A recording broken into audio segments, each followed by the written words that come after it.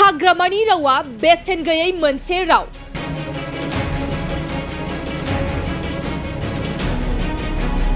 UPPL सरकारा बायगोन, समफोर बायगोन, थामलिया बायगोन होननानैबो बुंबोगासिनो दङ।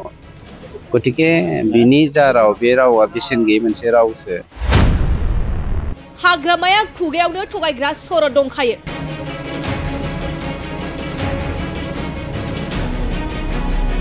गावनि मानसिफोरखौ थगायनानै बेहा खुगायावनो थगायग्रा सर' दंखायो नालाय, गतिके बे बाथ्राखौ बियो बुंखागोन।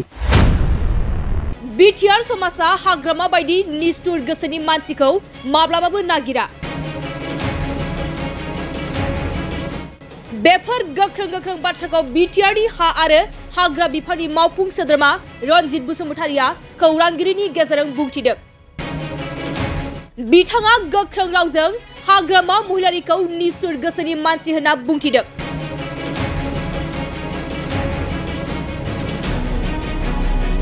नंगौ, बिथाङा गोख्रों रावजों बुंथिदों दि हाग्रामा महिलारिया गोदोनिफ्रायनो इउपिपिएल सरकारखौ बायगोन होनना बुंबोबाय थादों।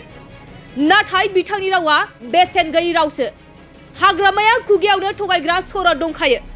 नाथाय दिनैनि समाजा हाग्रामा बायदि निष्ठुर गोसोनि मानसिखौ माब्लाबाबो नागिरा होननानै गोख्रों रावजों बुंथिदों बिथां रनजित बसुमतारिया। बिनि अनगायैबो बिथां रनजित बसुमतारिया खौरांगिरिनि गेजेरजों मा गोख्रों बाथ्रा बुंथिखो फै जों आबुङै मिथिना लानि। हाग्रामायाथ' गोदोनिफ्रायनो बुंबोगासिनो दङ। गाबोननो इउपिपिएल सरकारा बायगोन, समफोर बायगोन, थामलिया बायगोन होननानैबो बुंबोगासिनो दङ।